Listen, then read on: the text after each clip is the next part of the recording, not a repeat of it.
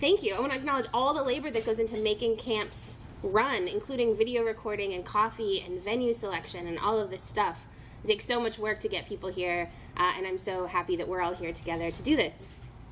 So like Michael said, I am a senior technical architect at Kanopi Studios. I've been in Drupal since Drupal 5, when I built an intranet, very terribly.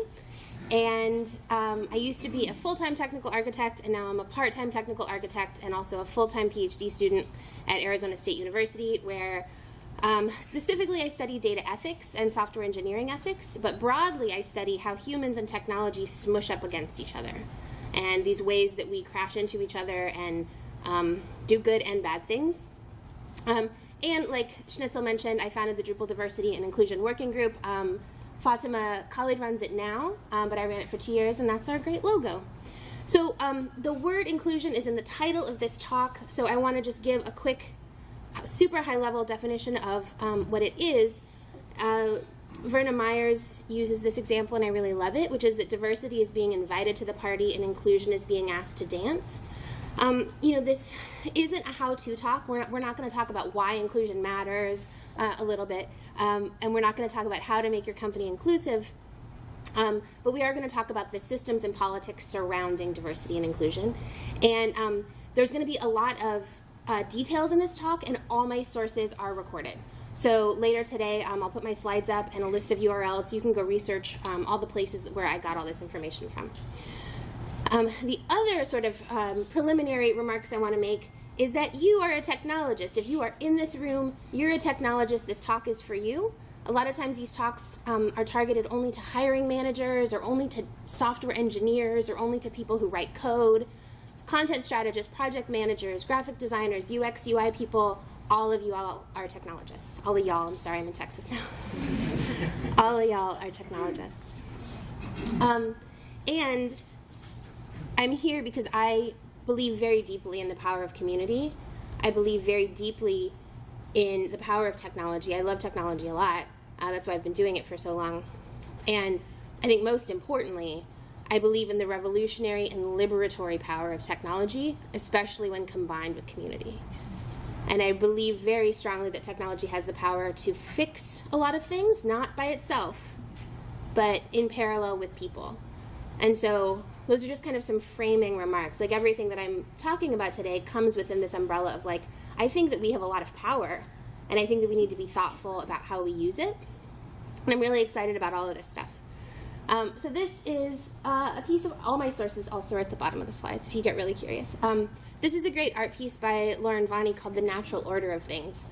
And it's one of the ways that art provokes thoughts about, like, are the things that exist now the way that they have to be? Does tomorrow have to look just like today? The answer is no, spoiler alert. Here's a joke about computers. And it says, there's only 2 types of people in the world, those who understand binary and those who don't. But the joke is it's written 10, right? Because it's binary. You don't have to love this joke, I didn't make it up. But one of the things that comes up a lot when we're like, oh my gosh, there's some things in computing we can never change. Binary is one that comes up. It's like, well, maybe we can change the social structures, but we can't change the fundamental code that we use to make technology. We can. For a while, there were balanced ternary systems. So we didn't even have to have binary, this thing that we take so much for granted, that's so much become a part of our technological fabric, right? We have ones and zeros on every sort of nerd hacker thing that exists. We might not have. This is a picture of a balanced ternary system. And there, at one time, was a future where everything was ternary-based instead of binary-based. So for me, that means that nothing in our industry is inevitable or unchangeable. At any point, new futures are available to us. And for me, the main thing that I like to keep asking is, can you imagine a different future or set of futures? And that's a lot of what inclusion is the ability to think about different futures. So another word that's in the title of this talk is politics. And I know it's early and some of you haven't caffeinated yet. But I would love to hear some definitions of politics, and I'm not searching for anything specific. You can raise your hand, or yeah. It's the interchange of power dynamics. Sure, yeah, exchange of power dynamics. Other definitions? Yeah. Messy. Politics is messy, agreed. Slow. Politics is slow. Oh, anyone else? Manipulative. Politics is manipulative. I think all of these things are true. Politics is also a system where power is exchanged in messy and manipulative ways. And technology work is political. I think a lot of times we say, well, tech is neutral. Tech exists outside of politics. We're not running Washington, D.C. We don't have a part of that. But technology work is just as political as politics, in air quotes for those listening later. And one of the ways that we can think about tech being political is that it's political internally. This is a generic homepage wireframe. And if you've ever been in a room where people are negotiating homepage real estate, you know that technology is political, right? The politics of who gets what area on the homepage, who gets what part of top nav or footer nav, what pages are top level on a sitemap. Those things are political. So we have technology being political internally. We also have technology being political externally. This is a company called Predpol, and they do predictive policing. They write code that tries to guess where crime might happen. And that's political. That's a very political act that those technologists are engaging in. And another example, this is a picture of Skid Row in Los Angeles, which is a place that's filled with mostly houseless individuals. We're currently using technology to figure out who on Skid Row gets a house. And I hear someone laughing, but it's true. It's not some sort of alternative future. Surveyors go around with clipboards from tent to tent. They interview those people, and then they put all that data into a machine, and that machine spits back basically a number saying, yes, this person gets a house, or no, this person doesn't get a house. So technology is political, and it affects real things. So I'm going to say a couple of really obvious statements that I want to make sure we're all on board with, which is that the internet exists in the real world. It's not some place where nothing matters anymore, because the internet is powered by actual physical objects and actual real people. And I think it's really easy to forget because it's just, like we always call it, a series of tubes, right? We're like, oh, they're just tubes filled with cats and memes. I'm sorry that there's not a single cat in this talk, by the way. I know. You're free to leave now. But yeah, right, we joke that it's like, oh, they're just tubes. And we forget that those tubes are actual computers connected with actual wires to actual other computers, maybe across the ocean, and that the things that we used to make those wires and computers came from mines. Actual people mined those materials, and then a bunch of stuff happened to get them here. And then when we're done with them, we send them to places, and other people mine the metal back out of them. And this is a large part of what the internet is made of. And I'm saying this because we think in systems. We are all part of this system of technology. We're not just, for a long time I thought, well, I'm just a person in an agency making a website for Coca-Cola. Like, whatever, I'm not connected to anything. I'm just kind of doing my job and going home. But in a system, we are all connected. So is it the butterfly effect? Is that what that's called? Maybe? So we're connected to the places where the metals for our servers and our laptops and our cell phones came from, and we're connected to the places where our phones go at the end. And what's great about this is that as technologists, we are trained to think in systems. This is a fundamental part of technologist training. Whether you're just starting that training or whether you've been doing it for a long time, you are already a systems thinker. Which means that as a technologist, you are primed to think about technology and its role in the world. You are more qualified to do that than other people. And so I think it's really exciting to talk to technologists about why their small choices matter. So does it matter if you use Vim versus Emacs? Yes. Yeah, it's not a trick question. I think it matters. I have an opinion, although I won't tell you what it is. Does it matter if we use Jira versus Teamwork versus Asana versus Trello to track our tickets? Probably, or else we wouldn't have sessions talking about why one is better than the other. It matters if we're using Vagrant or Doxel or Lando, right? These choices we're making matters. All of these choices matter. If you're a Trekkie, this is a screenshot from the episode Parallels, where the Enterprise is seeing a whole bunch of other enterprises that all exist in these alternate worlds. All of these choices that we're making matter. And so the foundation for inclusion, when we think about inclusion in a system, is the ability to think about what our small choices will create for us. How will the small choices I'm making today, this week, this month, create different futures? And sometimes that manifests in checklists and to-do lists. Check your job description, do this in your industry, do this in your community. But the foundation, even before all of that, is the ability to think about new futures. I'm going to show you a video, hopefully it plays, from CSI Cyber about how code works. So I know none of us know how code works. I got screen code here. First 5 devices are clean. Now if mom's comes back the same way, we struck out here too. Oh, there's malware.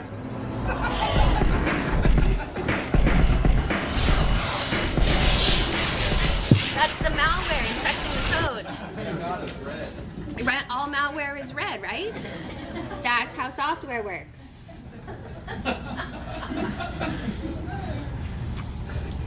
Do you think they asked any actual technologist how software works before they did that?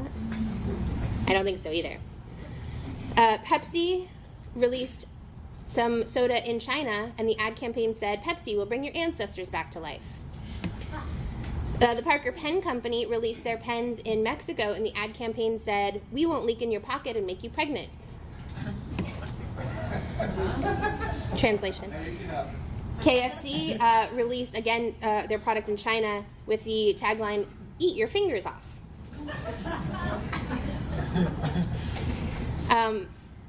Which prompts the question, who is this made for? Were the people who it's made for in the room? Like, do the users of this product exist?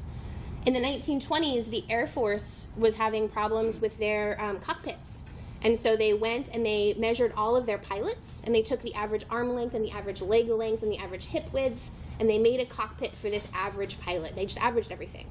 And what they found out is that there is no average pilot. That body doesn't even exist. But they made this product for that user. And what we all know, because we all watched that clip together, is that it's obvious when a product made for you is made without you. And this is also a key part of the system of inclusion. We talk about including people, and we have to include them throughout the entire life cycle. So Schnitzel mentioned that I started Open Demographics last year. I'm going to talk about it briefly, and it started with a form like this. What is your gender? Male, female, other. If I were filling out this form, I would check other. Many other people would as well. This is a picture of my dog. She's very cute, I know. When people meet her, they assume that she's a boy dog. And so they call her a him, and then I don't correct them because I don't care. And then they notice that she doesn't have boy parts, and then they apologize profusely and aggressively. And they make a special effort to continue to acknowledge that she's actually a girl dog. I've had my dog for 9 years, and it's happened all 9 of those years. So there's this, and then there's this. And there's a big disconnect there. And thinking about that disconnect, I started Open Demographics, and this is a picture of our GitHub repo from a couple of months ago. Anyone can be a part of this, and you can talk to me afterwards, and there's tons of ways to get involved. We took that gender form from male and female to this. And you don't have to be able to read these words to see that this is a hugely different form.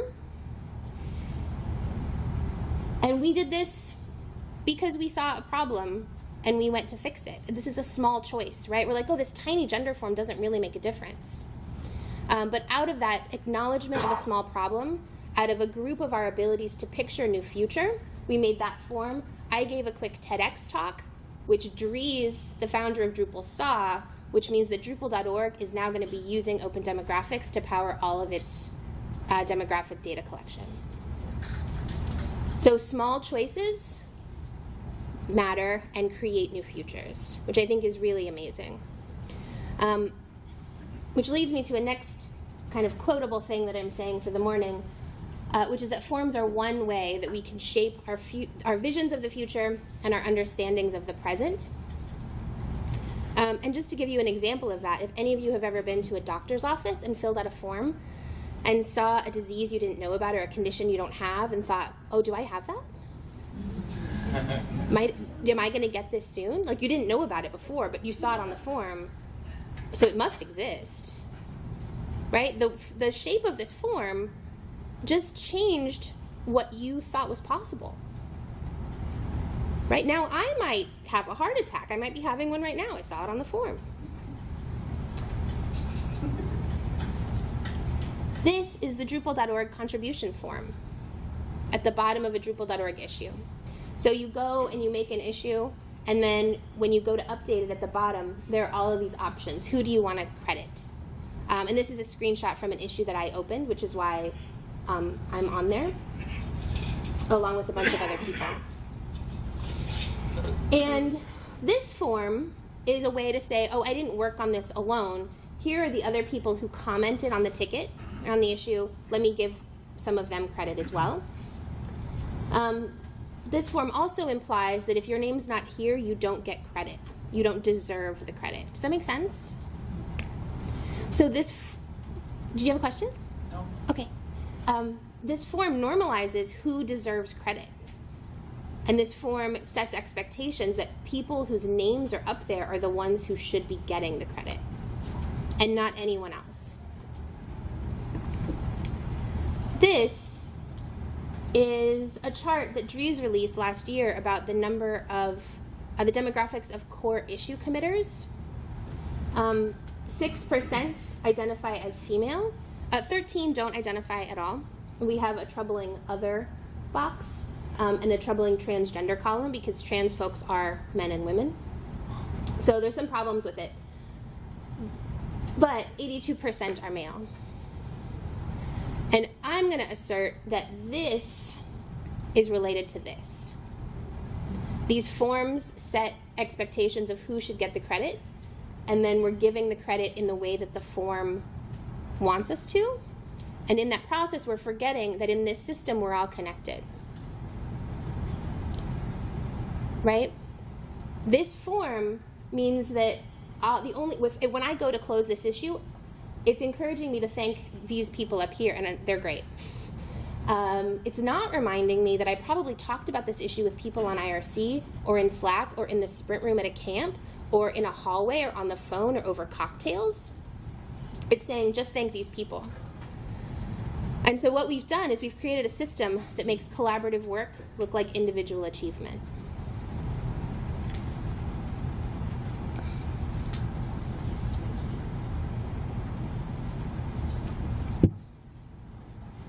Which is a problem for inclusion. So it makes me want to ask, what changes when more people get credit? How are we harmed by saying, well, I didn't do this myself. I did this with these 13 other people. Am I harmed? And I'm not going to tell you the answer to that. I'm just here to be provocative and ask questions and invite you to think with me about these things. But I will say that I think that distributing the credit amongst people who contributed makes meritocracy seem less relevant than it already is, and it's already not relevant. People talk about meritocracy a lot. I'm not going to get into it this morning.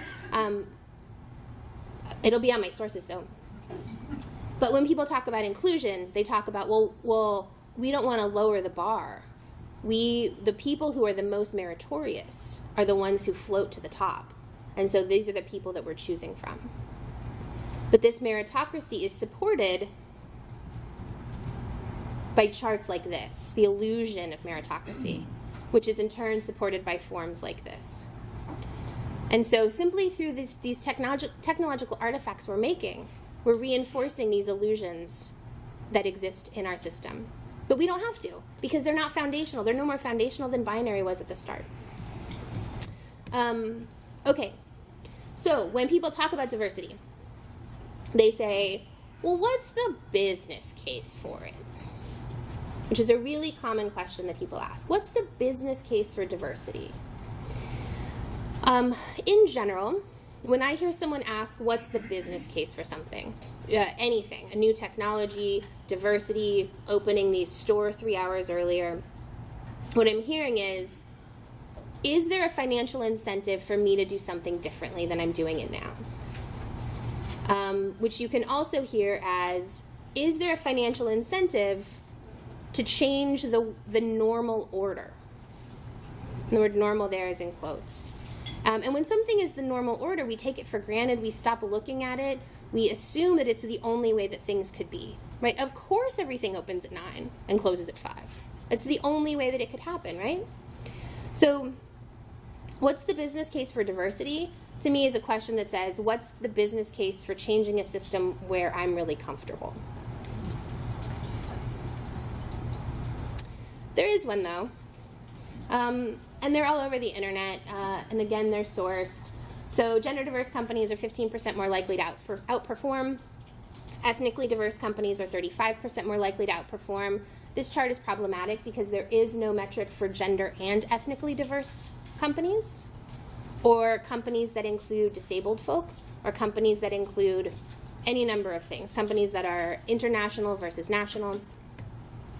The value of gender diversity, the value of racial diversity, again, there are many kinds of intersecting diversities.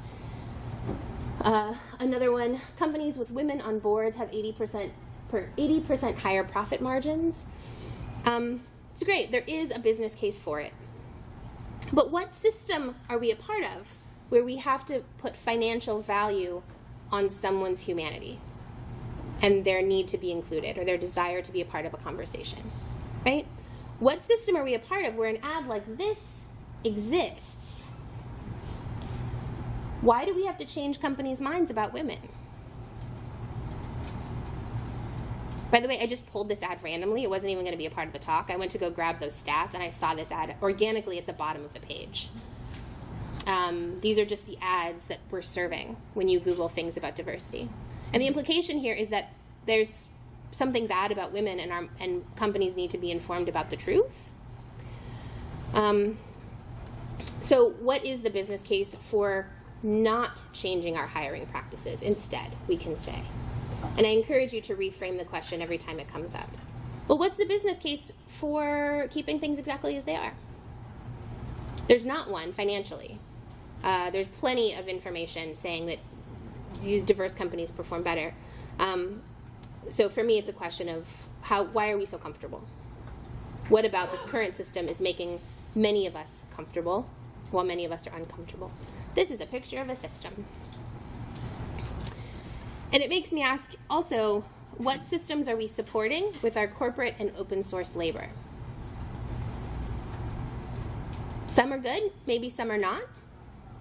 Here are some of the things that our technological ecosystem has produced. Some of these you may have seen.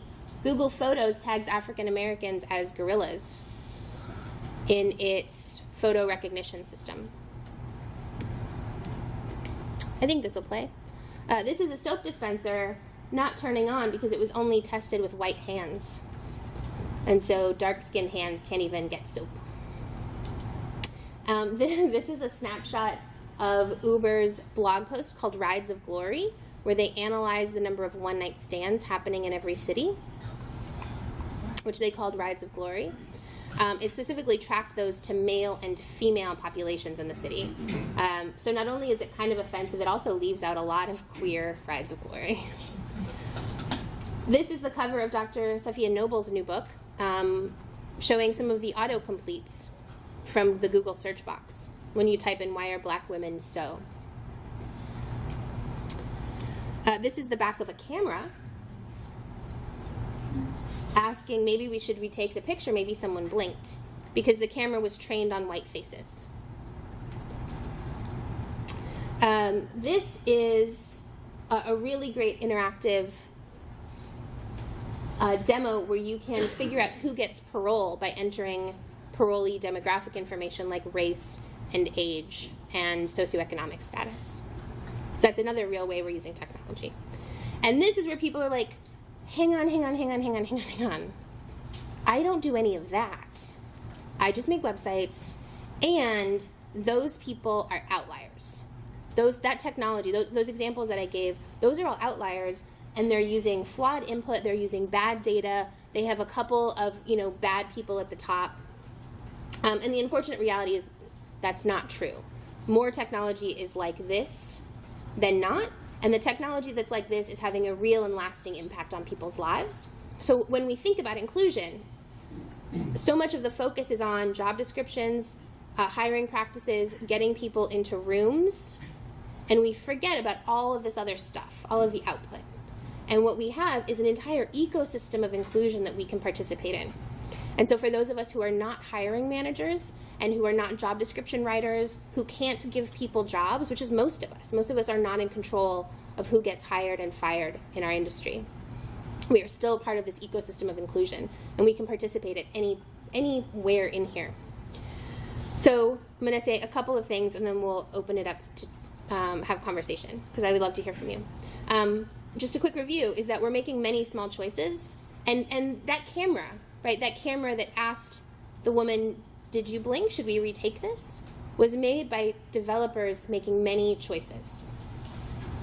The soap dispenser was made by developers and engineers making many small choices to only test on certain kinds of people, and just not thinking through what's happening. And as we make those choices, our access to new futures slip away. And we have to mindfully reconnect with new futures that are possible. So technology work is political. The foundation for inclusion is the ability to imagine our new futures. Small things like forms can connect us to new futures that are possible. We created a system that makes inclusion difficult because we are forgetting that work is cooperative and collaborative. And a couple of things that I believe about you all, which is that all of us want to be good to the people around us, all of us want to make an impact, and all of us want to intervene in the things that we care about, which is something that I've been doing for a couple of years. Let me tell you, it's way better than not. I've been having a lot more fun and a lot more satisfaction in my career and in my life, intervening in things that I care about, which for me is this and technology. So you are not neutral, and your technology work impacts the world. And that's it.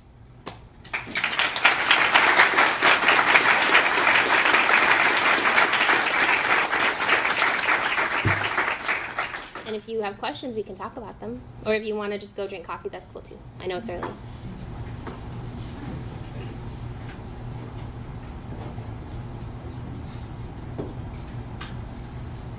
Okay, I'm going to say one more thing. And then you will all be free to go drink coffee. On the back of all of this, I'm running for the Drupal Association board. That opens today. So that's another way that I'm trying to make a difference in our specific community, is changing the demographics of the board. Yeah, there's a hand. A quick question. As someone who's attempting to scope out and avoid the type of mistakes you're pointing out there, I think a lot of them are mistakes of omission. I don't think anybody intentionally, certainly I would hope nobody intentionally, made the are you blinking or Yep. the lack of detection. Yeah. Given restricted resources, how do you, it's difficult to anticipate the things that you didn't predict in the first place and safeguard against them. So what steps do you have to offer to help us do? Yeah, that's a great question.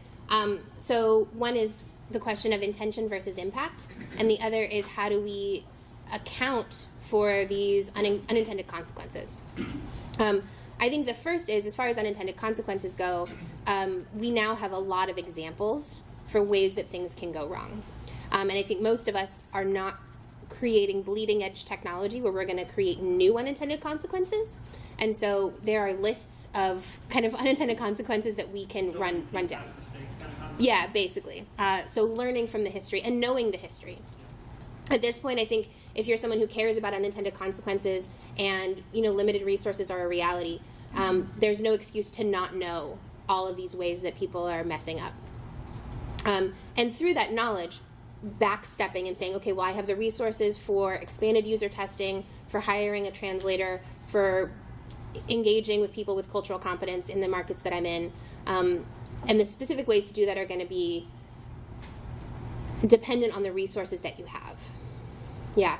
But I also, being just and inclusive under capitalism is hard, if not impossible.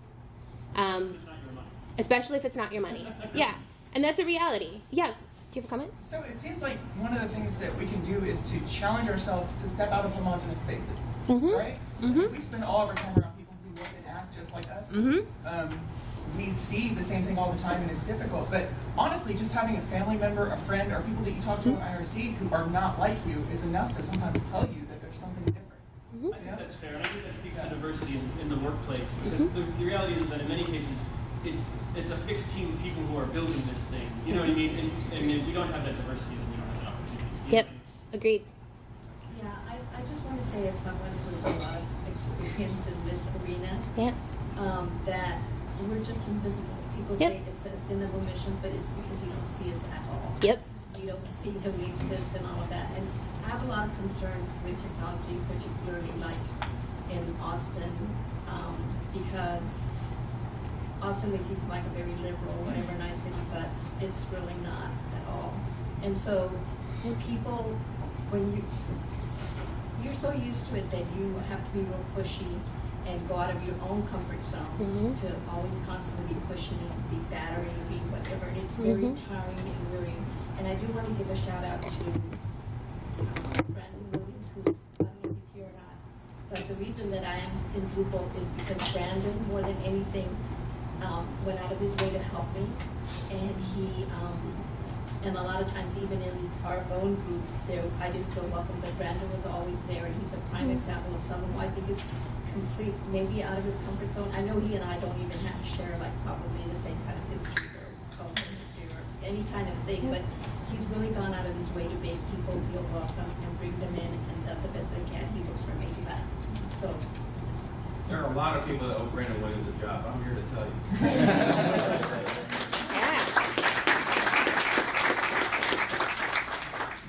And one thing before I forget, I and many others have made lists of ways to diversify your inputs, and those will be on the sources when I post this, and I'll tweet it out later today.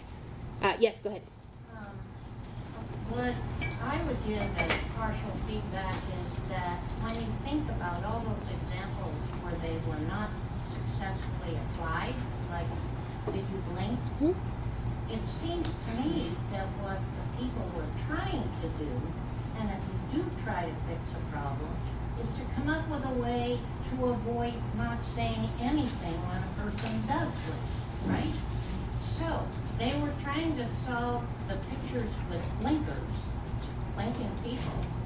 And even if you go back to Watson, when Watson won a couple of Jeopardy games, and it was expert system, it knew with an 80% likelihood or probability that an answer would be correct and it would give that answer. Well, the other 20%, and some of the times it applied, the answer was wrong.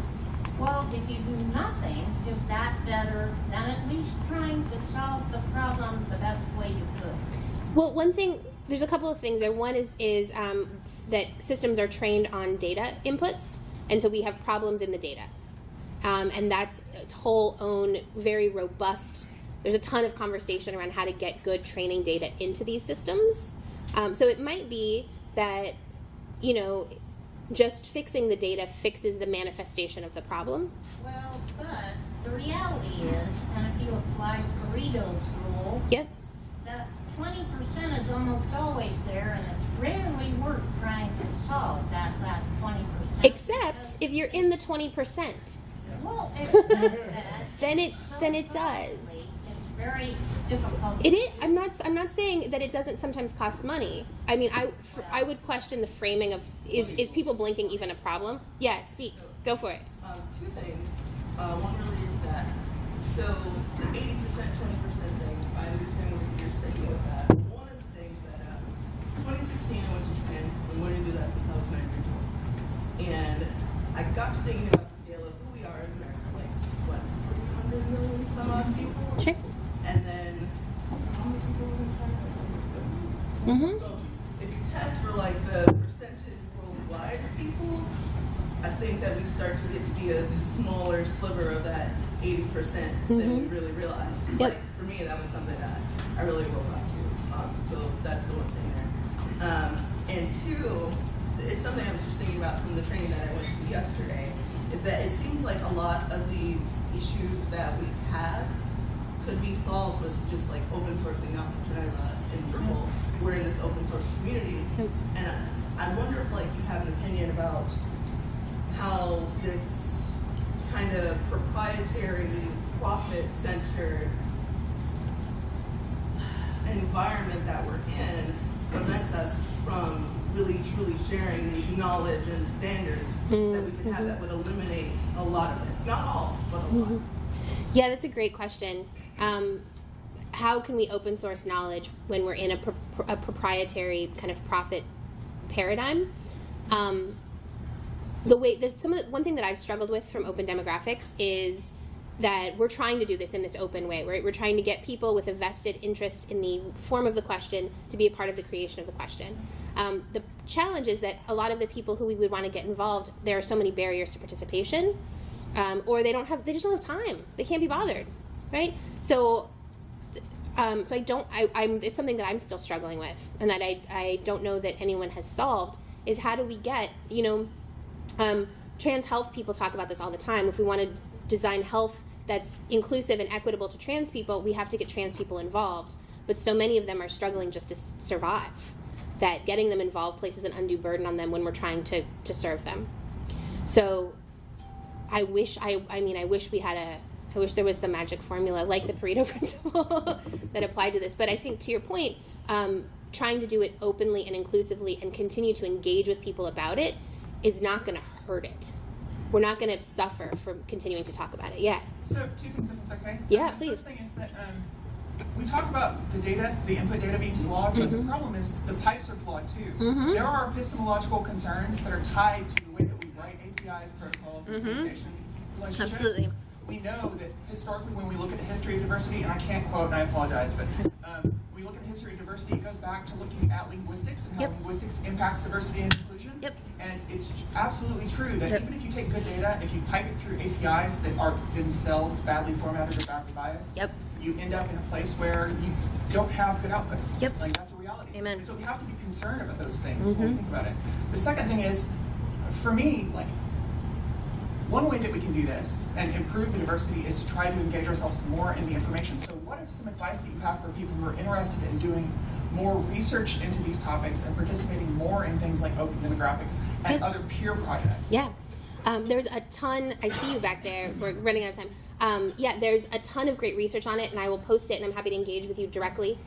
There's, academic, as someone who's kind of newly returned to the academy, academic research can be so inaccessible, but at the same time, there's so much good stuff there, and people who are thinking in really meaningful, methodical ways about these hard problems.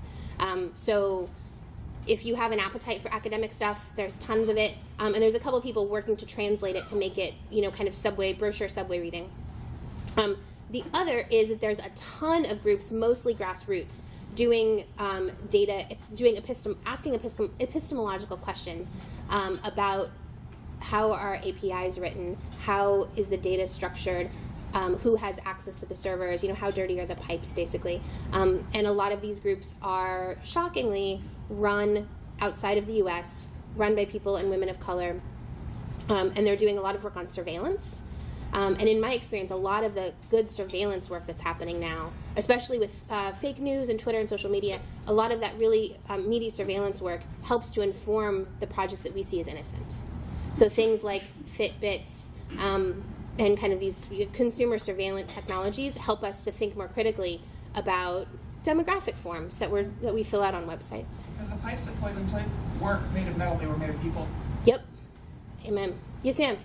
So the one thing that has really struck me, I've only really been a developer, and forgive me, I'm not a Drupal developer, I'm a front-end developer. But You're still a developer. the one thing that's really struck me about your talk and looking around this room, when I started going to conferences 5 years ago, I was uncomfortable in a lot of those rooms because there were not a lot of women. And I've seen the amount of women in this industry grow so rapidly and so beautifully over the last couple of years. And I just want to point out how when I started doing this, my first job was actually in a little boutique place in upstate New York. And the first time that I tried to tell my boss that maybe we needed to reconsider some language, he told me not to be girly.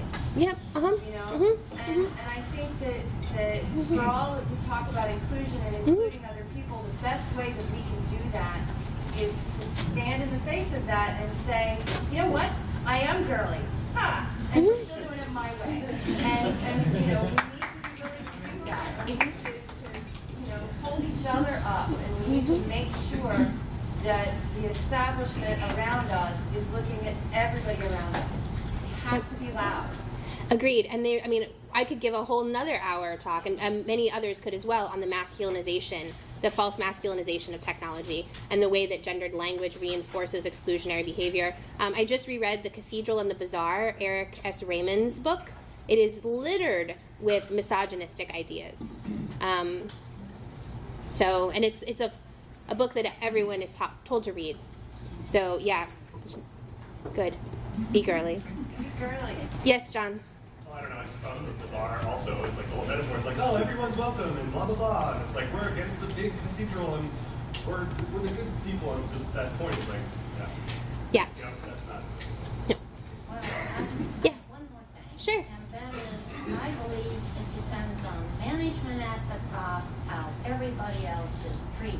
And I spent 20 years at Texas Instruments, and I never felt like they treated me like a girl.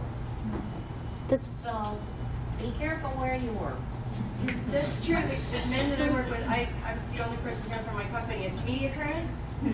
Oh yeah. In Atlanta. And yeah, you know, the guys that I work with are amazing. They're actually more protective of me, I think, than I am. I had a client make a comment that was just this side of appropriate, and my project manager told him if you ever heard anything like that again, he'd fire them as clients. So yeah, so take care of your people. Absolutely. Any last questions before we go take a group picture? If you want to. All right. Thank you very much, everyone. I'll be around all day. I appreciate it.